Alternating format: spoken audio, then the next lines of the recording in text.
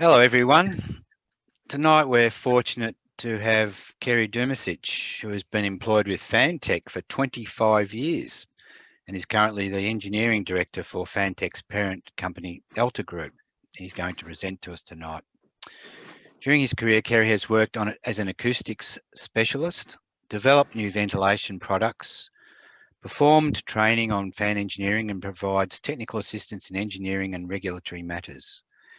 Kerry currently chairs the Fan Manufacturers Association of Australia and New Zealand and sits on International Standards Committee ME013. Before we go ahead with Kerry's presentation, I'd like to do a few little CIBSE items before we proceed. First thing we'd like to do is acknowledge country. I'd like to acknowledge the traditional owners of the land on which I stand today, which happens to be the Djadja people, and also acknowledge the traditional owners of country throughout Australia and recognise their continuing connection to land, waters and culture. We pay our respects to their elders past, present and emerging.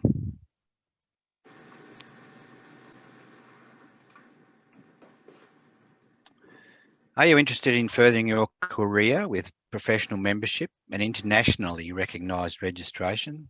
The next closing date for Australia and New Zealand applications is the 1st of December. All applications can now be made online. Visit the website for help with your application, including pre-recorded membership webinars, phone surgeries and report writing workshops. That's cibse.org/membership.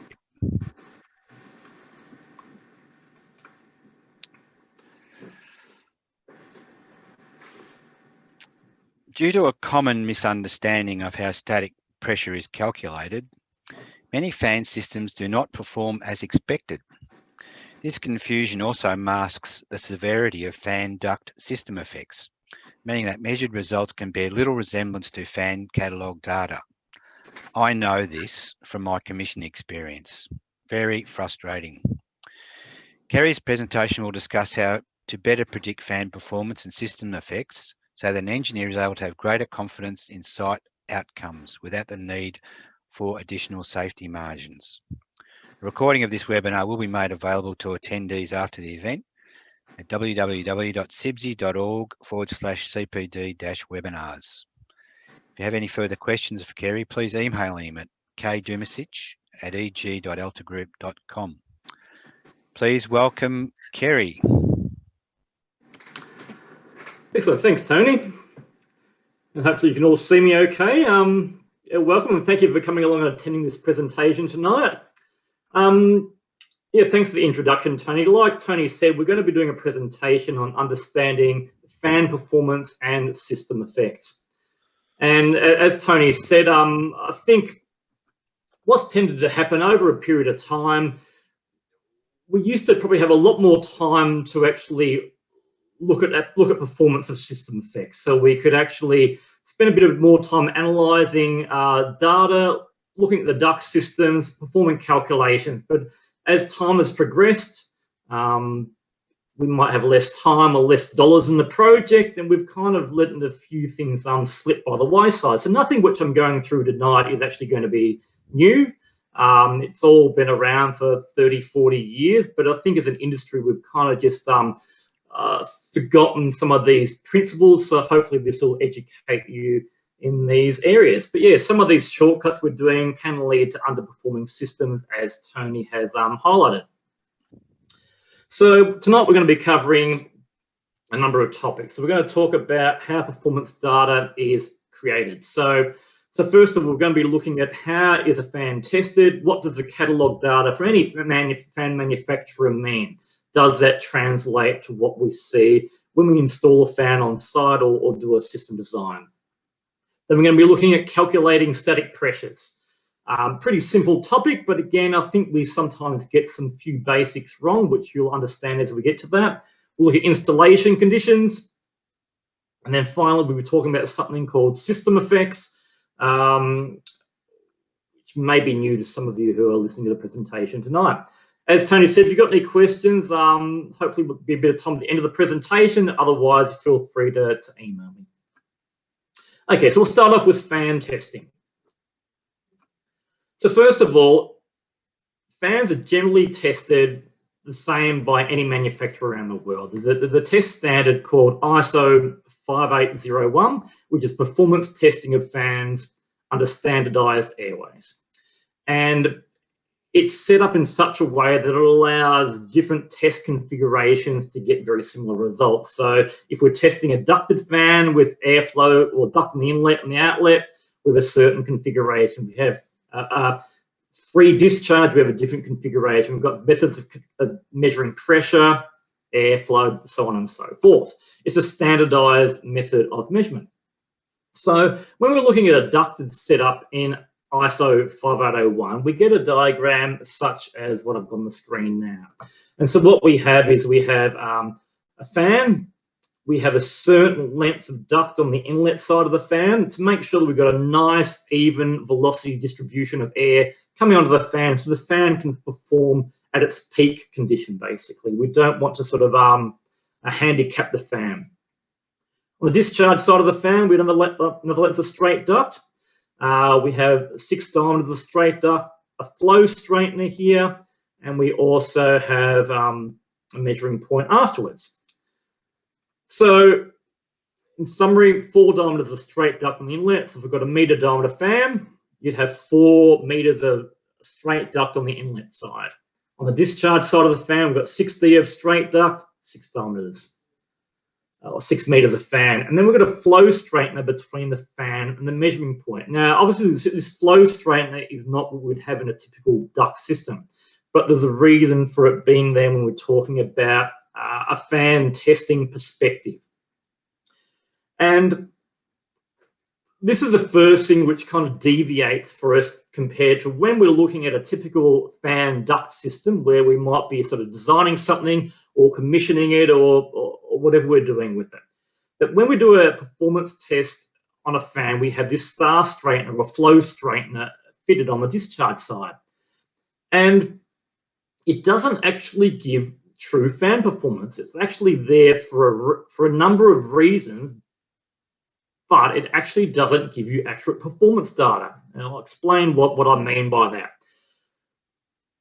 The star straightener is there for 2 main reasons. The first reason is there was a number of tests done by some of the testing organizations worldwide where they tried to measure pressure on the discharge side of a fan where you had air which was traveling in a swirling pattern down the actual duct.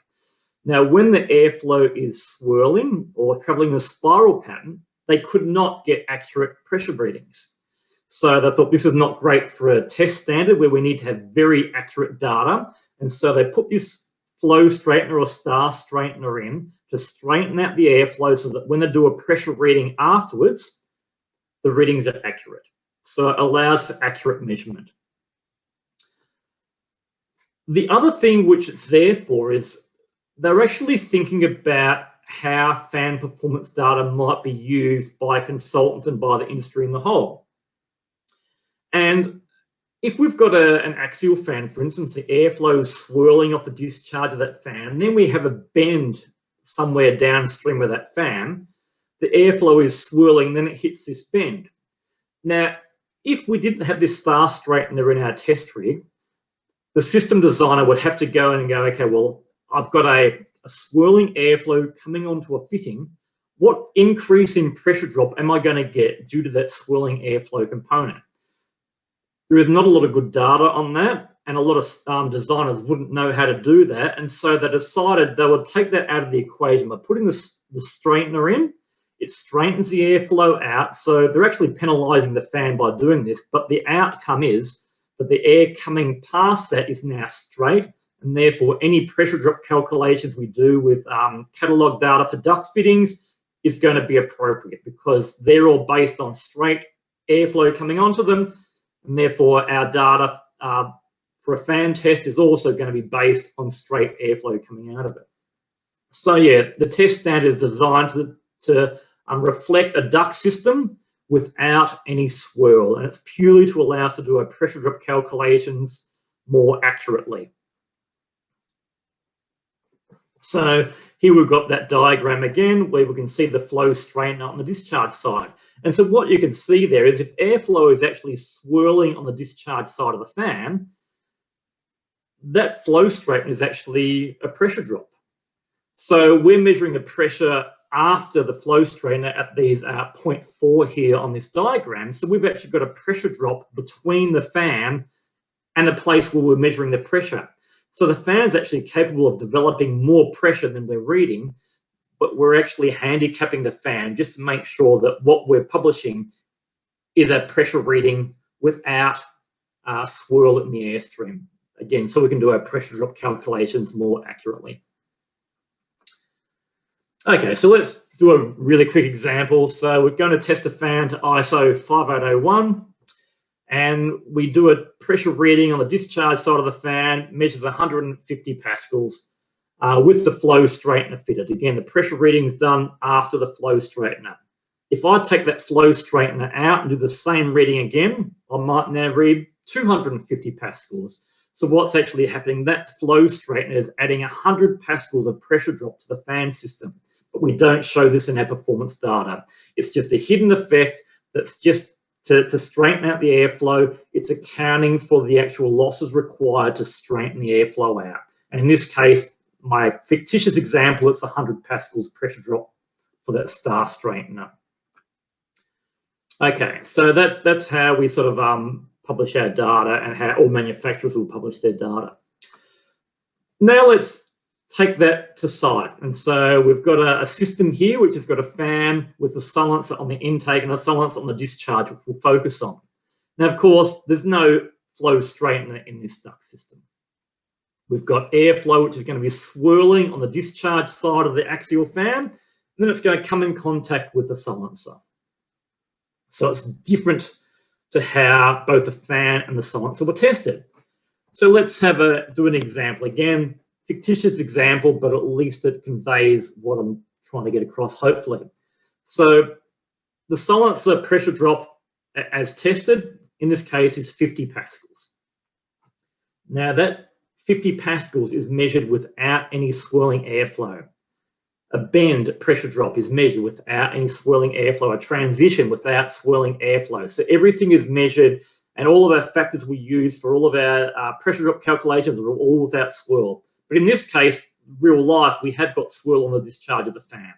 And so the air is swirling, then it hits the actual, it hits the silencer, and then it straightens out, and then it goes through the silencer.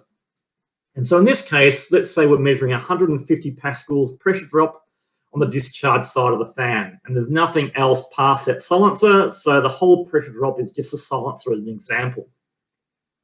So we might be saying, oh, that silencer pressure drop looks high, but we're measuring the silencer pressure drop with the swirl component added onto it as well. Now, if we go back to that previous example before, and we actually took that 100 pascals out to reduce the swirl, then we get back to our 50 pascal pressure drop, and now that's the pressure drop of the silencer without swirl. But of course, in this real installation, we're actually measuring the pressure of the drop of the silencer with the swirl component on top of it, and it's not how that silencer was actually tested in the first place. But again, it's the same for any fitting downstream of a fan which has got any swirl component in it. When we actually do a reading on site, we're not going to actually get the actual catalogue data for that particular fitting. Okay, so that leads us on to the next question. How do we calculate duct static from pressure measurements? So this is an example which, if you've been into one of my presentations in the past, I'll like to throw out because most everybody sort of gets the answer wrong. It's sort of just a bit of a fun factor thing. But let's say we've got a fan, and we measure 100 pascals on the discharge of the fan static pressure. We measure minus 100 pascals on the inlet of the fan. And my question is, what is the static pressure rise across the fan? I haven't given all the information here, but everybody comes back, or most people come back with the answer is 200 pascals. It's 100 pascals minus negative 100 pascals equals 200 pascals. That fan is doing 200 pascals pressure drop static pressure. And The actual answer is that's incorrect. That's not the static pressure of the fan. It's just what most of us think it is. So the static pressure at the outlet minus the static pressure at the inlet doesn't equal the static pressure of the fan. Okay, what actually is it then? Let me make sure here. I think I just skipped page. Okay. Right, so if we go back to first principles, so hopefully most of you understand that total pressure is static pressure plus velocity pressure. Pretty simple concept. So static pressure is the total pressure minus the velocity pressure. Actually, something's happened in my presentation here. We've lost some of my slides.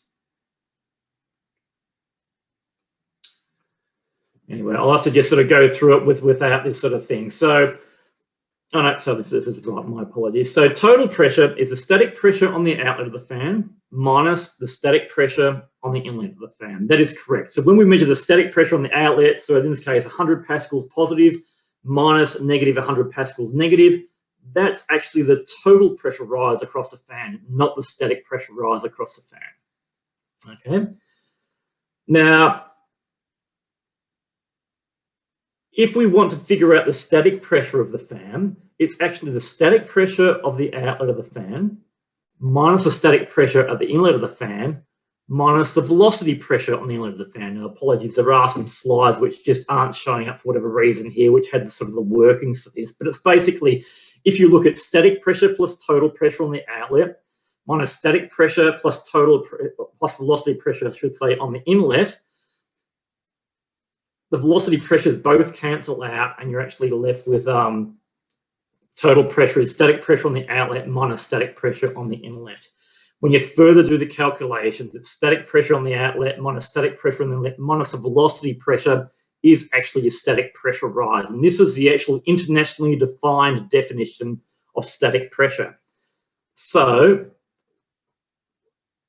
let's go and do an example here. Here we just picked a random fan. It's an 800 diameter fan, 8,000 liters a second, 200 pascals. It's got 153 pascals velocity pressure. So here's the data for that particular fan there.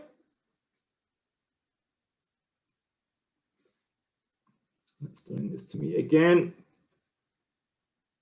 Okay, so the static pressure of the fan is the static pressure of the outlet minus the static pressure at the inlet minus the velocity pressure. So in this particular case, it's 85 pascals minus negative 130 pascals minus 153 pascals in this particular example.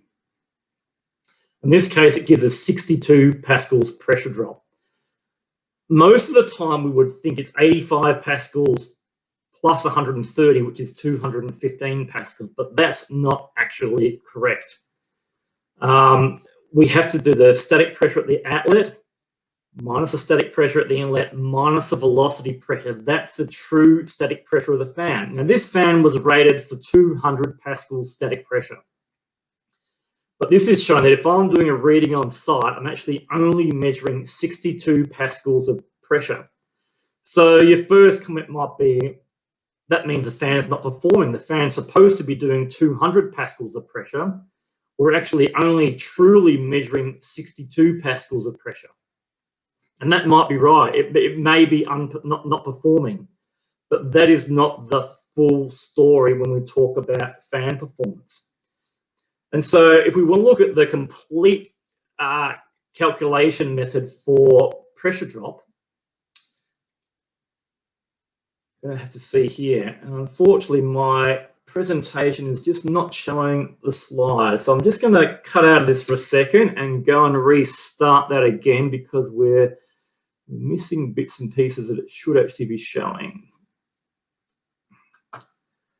Okay, so the complete formula is actually the static pressure on the outlet of the fan minus the static pressure on the inlet of the fan minus the velocity pressure plus something called system effect factors. So what are system effect factors? Again, I'm just going to change the way that I'm presenting this because it's not actually showing the slides as we need to. I'm just going to go to this page here. We'll zoom in, make it bigger, and we'll just hopefully. Okay, that looks like it's working better now.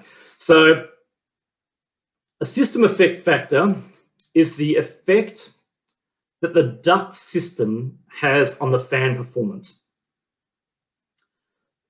So when we test a fan under test conditions under a test rig, we're getting the true fan performance. A system effect is the effect that the duct work and any fitting upstream or downstream of the fan actually have on the actual fan performance. Now, this is not a new concept. System effects have been around for 30 or 40 years. If you look at the ERA DA3 manual, that was written in 1987. If you're going to look that up, we use that for our duct fitting losses when we're doing a pressure drop calculation. That has our system effect factor information in there as well. We just don't tend to look at that so much because it's harder. There's a standard called AMCA 201-02. AMCA is the Air Movement Control Association International, and that's the worldwide authority on fan testing and sort of anything to do with air movement. So fans, AHUs, duct systems. They have sort of a number of publications and standards. It's an American-based company. But it talks about the reduction in fan pressure we can achieve due to duct system implications. And so what we're going to do is go through an example of how to figure out our system effect factor. So first of all, we're going to sort of just go through really quickly. You may have seen these slides before if you've watched one of my presentations. Like the FanTech catalogue has a section at the back called Do's and Don'ts, which I'm sure most of you would have seen. And we put it in there because we know that there are things called system effects which will affect the fan performance. And because we don't allow for these system effects, the intent of that part of the catalogue was to encourage designers to design systems which had much lower system effects, much lower effects on the fan, and therefore they were going to get closer to the catalogue performance levels by doing that. So here's just a couple of slides we've got here. If we've got a bend upstream of a fan, what happens to the actual velocity distribution? You can see here that the velocity coming onto the fan is uneven, with a high velocity at the top half of the fan, a low velocity at the bottom half, and that will affect things. Okay. Transitions. So here we've got sort of two different transitions. And again, we all would know this. A shallow transition, the airflow can expand naturally. We get smooth, equal velocity distribution coming onto that fan. But if we go to here where we've got a sharp transition, we get flow separation at the inlet, at the edges. It creates turbulence, which progresses onto the fan, and therefore the fan isn't seeing a nice, even velocity distribution coming onto it. Flexible connections on a fan. Again, we're trying to disrupt the airflow conditions onto the inlet of the fan. So again, make your flexible connections remote, make them tight, sort of thing. Transitions on the inlet of the fan, straightforward. Shallow transitions reduce that flow separation and therefore improve the airflow conditions coming onto the fan. Bends on the intake of a fan.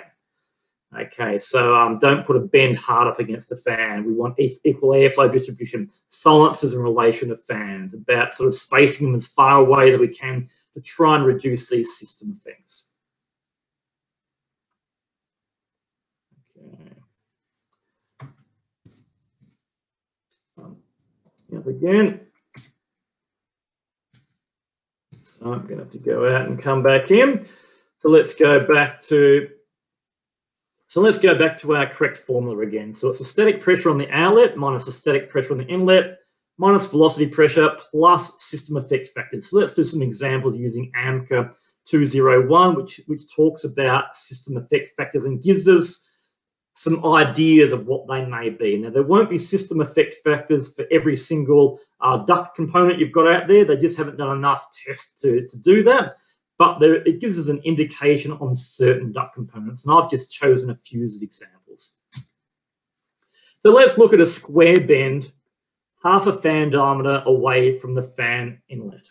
And let's see what effect that's going to have on the fan.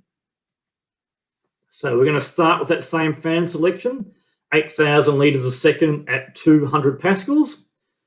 And we've got 153 pascals velocity pressure. So the velocity pressure is just a total pressure, which is 353 minus a static pressure of 200, ends up with 153 pascals velocity pressure. And it's 16 meters a second here. We can see on that actual data sheet down the bottom right of the page.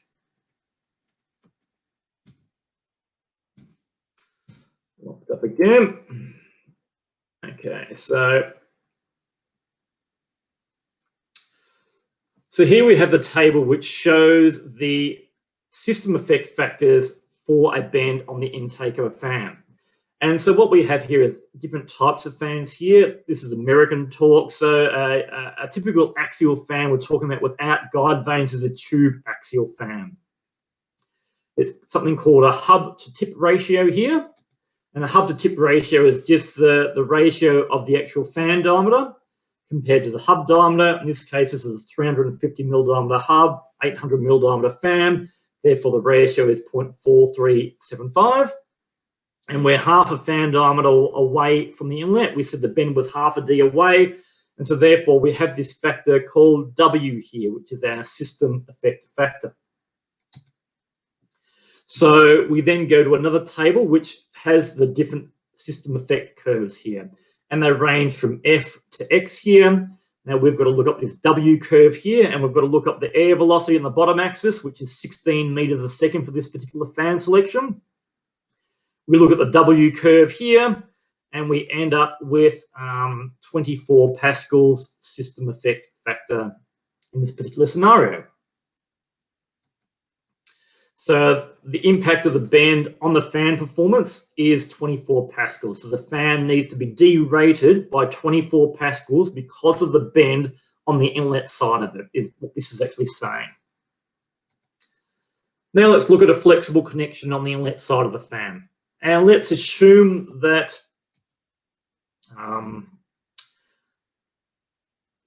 the flexible connection is bunched up a little bit and we're disrupting the airflow onto the inlet of the fan. We need to figure out what's the system effect factor for that particular configuration. So again, we go to the AMCA 201-02 standard, and we've got percentage of obstructed inlet areas. And we can see here we've got various ratios there for the obstruction area compared to the total area.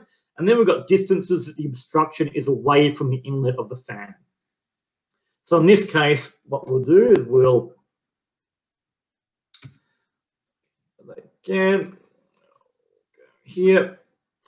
assume that the flexible connection bunches up 30 millimeters on the inlet side. So when the fan starts up, it's going to have a certain amount of thrust. It's going to move the fan towards the inlet side. That means the flex on the inlet will bunch up, the flex on the discharge will straighten out. And let's assume we've got 30 mil that the flex is contracted by in this particular case. So we need to figure out the area of the fan. In this case, it's 0.502 square meters. Just that's the area of an 800 diameter fan. The unobstructed area is 0.43 square meters. The ratio of the two areas is 85.5%. We go to the actual, back to the original table there. 85.5% percentage of obstructed inlet area, that becomes here. We're at the inlet plane. So our system effect factor is S to T here. We'll choose the S curve, 16 meters a second. The S curve is 110 pascals pressure drop. And so the system effect factor for that flexible connection bunched up 30 millimeters hard up against the inlet of the fan is 110 pascals loss. So now we finish off our calculation. So again, this is the final calculation to figure out the static pressure of the fan. Static pressure on the outlet, let's say it's 85 pascals we've measured. Static pressure on the inlet, negative 130 pascals. Minus the velocity pressure, which was 153 pascals for this selection. Then we have to add on both of the system effect factors. In the case of bend, was 24 pascals. The flexible connection was 110 pascals. So now the static pressure of that fan is actually 196 pascals when we include the velocity pressure and we include those two system effect factors. So we've now gotten back to where we were at the start. So now I've obviously just picked a simple example which is going to line up and work out perfectly, sort of thing. So where the velocity pressure just pretty much identically match the system effect factors. So they both cancelled each other out, and therefore we just ended up to where we were at the start. And to be honest, this is probably what happens a lot of times when we're designing systems. We don't allow for the velocity pressure difference. We don't allow for the system effect factors. But a lot of times it kind of just cancels itself out and we're about okay, sort of thing. It tends to work out okay. The issue becomes is when they don't cancel each other out. What if the system effect factor is far greater than the velocity pressure? Well, then the fan is going to perform worse than we think it's performing. And we're not going to get what we're expecting. So I think it's more by good luck than design that we're kind of seeing systems that perform relatively okay when we're not considering velocity pressure and the system effect factors in our calculation when we're looking at commissioning data. So to display that another way, what I've now done is I've grabbed the blue curve here is our tested fan data or our catalog fan data. And so what we can see here, we've got an 800mm diameter fan. We can see it, and that's a performance curve that we got there. Now, if I go and do those calculations that we're talking about and adjust that with the system effects, we've got a bend half a diameter away from the inlet. We've also got a flexible connection bunched up on the inlet. Well, now I've got to drop the pressure development of that fan by various amounts as we move across that fan performance curve. So that red curve there is now what we call the fan system curve. So that's the fan curve, but including the system effect factors. So that's what the fan's really going to be doing on site under those scenarios. So you can see here, we're not actually getting the same performance. This fan has now got a totally different fan performance curve. It's actually giving you much less airflow. We can see at 8,000 litres a second. It was supposed to do 200 pascals pressure drop. It's now doing around about 60 pascals pressure drop. So it's reflecting that system effect factor. So we've actually just knocked 110 pascals off at that particular point. Now, it's not so much when you follow the system curve, which is the green curve. It's only really an 8% drop in airflow. But this is quite often why you see on site, we go and do some commissioning and we don't get performance that's on a fan curve. We get performance at some other point other than the fan curve. And that's because when we're commissioning a fan or measuring the airflow on fan, we're actually measuring the fan system curve or the fan system performance, not the fan performance in that particular case. And unless we allow for that system effect factor and look at that, what we measure on site is not going to reflect what the manufacturer, the tested fan data is actually going to say here. In this case, this example is 8% down on what you see, but we see this all the time when we see commissioning data. Obviously, commissioning has an effect as well, and the way that we measure on site can dramatically affect the accuracy of our measurement. We all know that we don't normally have enough space to actually measure performance accurately, and therefore we don't have long lengths of straight duct on the inlet and outlet on sides of the fan where we can have nice, stable, even airflow conditions to get accurate measurements. We're always tight for space, and as soon as we get those sorts of conditions, our measurements are compromised, and we all know that we're going to see different results as a result of that. Now, I haven't got time to sort of talk about that tonight, but just to be a quick plug, there is going to be a CIBSE presentation scheduled for February on commissioning. So we'll hear more about these types of effects and some more hints and tips about that in the February presentation.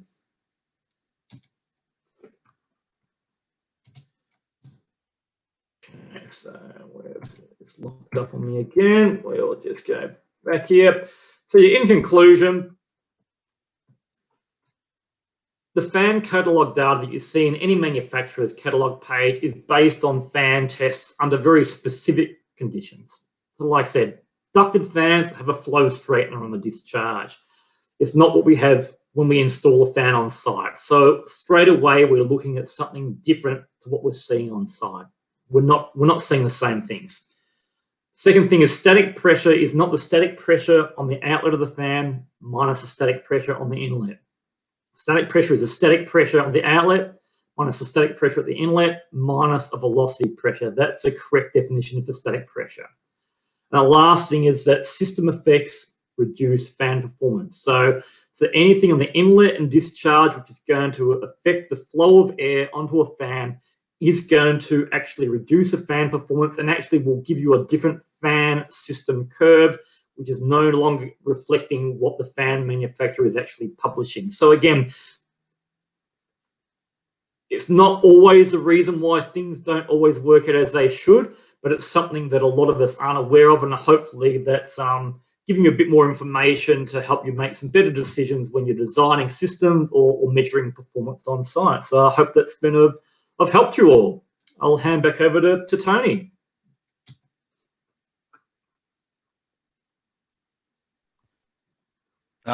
Thanks, Kerry. I'll just get... We're going to try something different tonight. So Lindy, our host, will be fielding questions, and hopefully we'll be able to have a live cross to the questioner. So I've got a thank you from Dave Stewart. So saying you're clear and succinct as always. So if someone would like to post a Q&A, we'll see how we go with this new format, and Lindy should be able to get a live cross to the first person to ask a question. So don't be frightened to put your hand up. This is Lindy. Yeah, you're welcome to post a question in the Q&A and type it in, or if you want to raise your hand, then I'll be able to unmute you and you can ask your question verbally. Thanks, Lindy. So, no questions. It was such a good presentation, Kerry, that everyone perfectly understood what you were saying. I've got a question. Oh, here we go. There's one. Lindy, do you want to take that? It's just in the chat one, so it's a written one. Kerry, if you were calculating the fan energy, wouldn't you be using the total fan pressure, i.e. static plus dynamic plus SEF?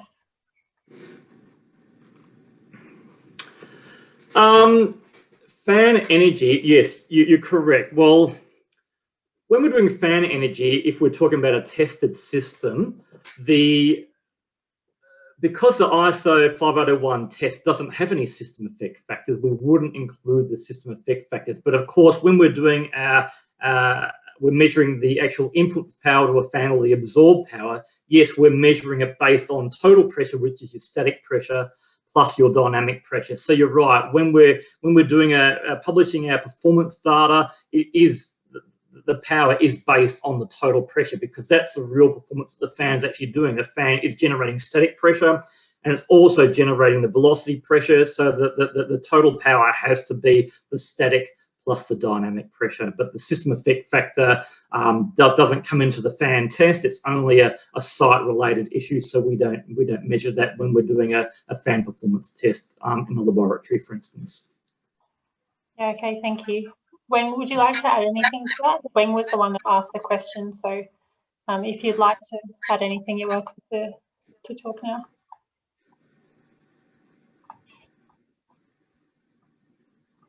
No, it doesn't look like there's anything from Wen. Are there any other questions?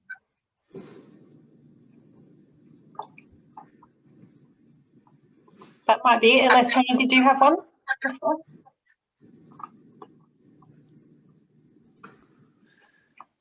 Yes. Kerry, thanks for that. That was a great presentation. What can we do to make contractors aware of it's not okay to put a right angle bend on a fan inlet? Sorry, say that again, Tony. What can we do to educate people who install fans that you need to not try and squeeze things into impossible locations and hope to get the same amount of air out of them? Is there any like programs or campaigns or something that, because it's a constant pain when you're commissioning to try and get the results you're chasing, and you know that it's never going to work because of the way it's been installed. Yeah, I think we've been educating the industry for probably 25 years on this type of topic, particularly on the do's and don'ts, and we created posters to put on drafting offices. We've done presentations and articles on that sort of thing. So I think probably actually most people understand what they're supposed to do. There'll be some people which don't, but I think the majority of people will kind of get that, okay, you're not supposed to put a bend on the intake of a fan. It's pretty straightforward. But what they probably don't understand is what is the actual effect of putting a bend on the intake of a fan. They know that they're not supposed to do it, but they don't really know what's going to happen by doing it. And I think a lot of the times people are forced into situations where they're so tight for space, the architect or the builder, whoever's sort of saying, okay, you have to fit this into here, and the only thing you can do is actually put a bend on the intake of the fan. And so I suppose we're pragmatic, and if that has to happen, it has to happen. But you just need to understand that there is going to be an effect, and it is going to drop your fan performance. And it's probably more just trying to educate people about, okay, well, here's the actual performance reduction you're going to be expecting, sort of thing, because that's kind of the missing link, I suppose. So yeah, hopefully that answers your question. What do you think about putting a bigger motor on to solve the problem? Yeah, not great for energy, is it, really? And yeah, and you can always do that. You can always throw some more brute force at the fan to try and get it. You can put a VSD on it, and then people just increase the speed of the fan, put a bigger motor on it, increase the pitch angle, whatever it is, sort of thing. There are ways to try and get more airflow, and we've seen plenty of instances where people do that. I mean, that they haven't got space to do anything else. Obviously, we'd prefer to see put some turning vanes in the bend, or do something to try and even out the airflow on the intake of the fan. I mean, just increasing the fan speed's got to be the last resort, because obviously, while it may work, it's not going to be the most optimal way of doing it. Okay, thanks. It looks like there's another question here. For most consultant schedules, an estimated static pressure is specified. Is that just the sum of the system effect factors as per your formula? No, it's not. So the static pressure from a consultant schedule is just going to be a sum of all the actual pressure drops of the fittings. So the pressure drops of the fittings are actually going to be based on straight airflow coming onto the fan. It's not considering the effect of the fan at all. It's just purely the pressure loss of that fitting and adding them all together to get a static pressure loss of your system. So a typical consultant schedule doesn't normally include a system effect factor. There may be some people which do it. I've not seen that. But certainly normally it would just be just the sum of the actual pressure losses based on straight airflows going into those fittings. Hopefully that answers your question, Junaid. I've got another question here. Is there an issue about the terms that are used in schedules? Should they be reporting on total pressures rather than static pressures? In my mind, yes, they should be. This is a historic thing. A fan is really producing total pressure, as you suggested before, Weng. And your system pressure drop is typically total pressure as well, but we typically sort of do our pressure drop calculations. And if you look at your fitting losses in your error manual, for instance, it'll be KT_T. T stands for total. And so it's actually a total pressure loss that you're typically looking at. It's not a static pressure loss, but then we we do our pressure drop calculation. We add all the fitting losses together using KT, which is a total pressure loss. And then we go, okay, now I want a fan with a certain static pressure loss. And so we've got a disconnect between what we've actually designed, and what we're actually now asking for as well. So that's another, to be honest, it's probably a safety factor here. So we've actually got a velocity pressure up our sleeve. And so we're actually, if we've done a pressure drop calculation for 200 Pascal total pressure, and then we say now, fan supply, I need a fan that does 200 Pascal static pressure. Well, that fan's going to do 200 Pascal static pressure plus whatever velocity pressure it's capable of, and maybe it can handle 350 Pascal static pressure. So you've actually got that extra pressure up your sleeve. So yeah, I agree with you. I think we probably should be doing total pressure, but only if we do these calculations correctly. And that's, we've got to account for system effect factors, and we've got to be doing our pressure drop calculations on site correctly as well. Hopefully that answers your question, Wang. And then from William, should we not change the way that canvas connections are installed within the installation? Yeah, exactly. I totally agree with you. If we can sort of move the canvas connections away from the fan, that's going to make a huge impact on the actual performance drops. So yeah, without question. I think, again, I'm not an expert in this. I don't sort of install fans too much, but I think just due to the actual thrust of the fan and the general movement, it's hard to keep them tight. But it's but yeah, I agree. We should be trying to do that if possible.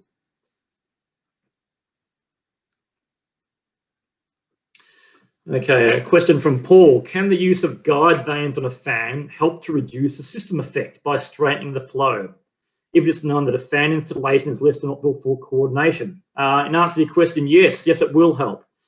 So guide vanes on the discharge of a fan are going to straighten the airflow out, and therefore it's going to, and in fact, we're kind of going to a different topic here. A guide vane doesn't really change your system effect that much, because all you're doing is straightening out the airflow on the discharge side of the fan, or on the intake side. I suppose you can do an intake guide vane as well, but typically the discharge guide vanes, particularly on an axial type fan. The reason a guide vane gives you better performance is because it's straightening the airflow out. The fan's you're not getting that pressure drop or that flow straightener that you normally had. And so you're actually getting better performance. You've actually got straight airflow on the discharge side of the fan. Therefore, your downstream fittings are actually going to have a lower pressure drop. Therefore, it's actually going to have a flow-on effect, and you're going to get better performance across the whole system. So guide vanes are a fantastic thing. They boost your fan performance, but they also improve the pressure drop of your downstream fittings as well. So yeah, certainly always recommend guide vanes where you can.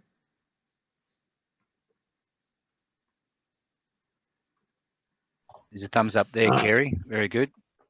Yeah, thanks. Okay, from your experience, what's the typical impact of the missizing the static pressure on the actual absorbed power? The answer to that question is dependent on the fan speed. So, because the total pressure is going to be based on the static pressure plus the velocity pressure. So if you have a two-pole fan, for instance, which runs very fast, it means you're going to have a high velocity pressure component, and therefore you're going to have a much bigger impact on absorbed power. But if then you slow the fan down to, say, something like a six-pole, it may be able to develop the same static pressure. The velocity pressure component will be much, much smaller, and therefore it'll have a much lower impact on the actual absorbed power of the fan under normal operation. And this is why the BCA, like the old watts per litres per second in BCA 2016 was there. They were trying to cause you to design systems which had lower total pressure, basically. And that was exactly what they were trying to do under that sort of scenario there. And so it was encouraging the use of lower pressure drop systems and lower speed fans as well. And so, yeah, lower speed fans will certainly make a big impact on your total absorbed power. Should we install straight duct on the fan and then install the flexible connection? Yep, I totally agree with that. That's probably the easiest thing to do because you're spacing the flexible connection away from the fan inlet. Even though there is going to be a obstruction, airflow got time to actually straighten out before it gets to the fan, and therefore you're going to certainly dramatically minimize the effect of the flexible connection on the fan performance. Okay, another question from Junaid. Answer my question, which leads to the next question. Using the estimated static pressure values of straight flow fittings is still common practice for consultants to export into the Fantech selection software. How can we make that more accurate?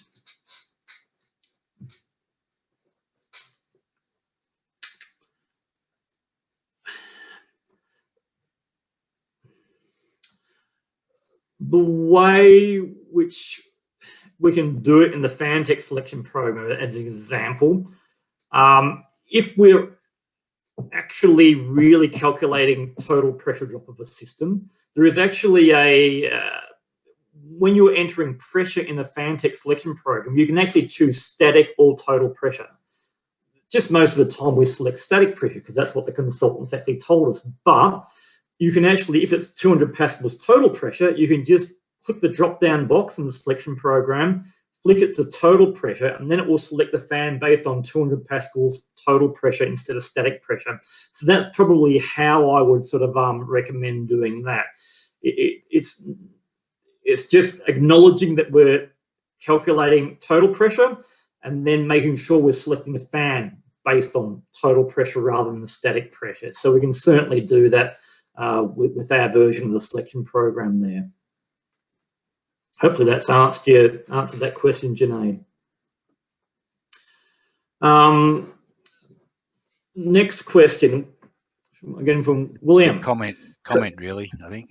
So I'm just reading it. Installed by the mass production method of find the leading edge and trailing edges are not long enough to change the kinetic engineer and generate noise and turbulences point within the system. Understand this will increase the costing. Yep, fair point. No, agree with that. Okay, great. Thanks, Kerry. That was a very informative presentation. Thank you very much. And if you wouldn't...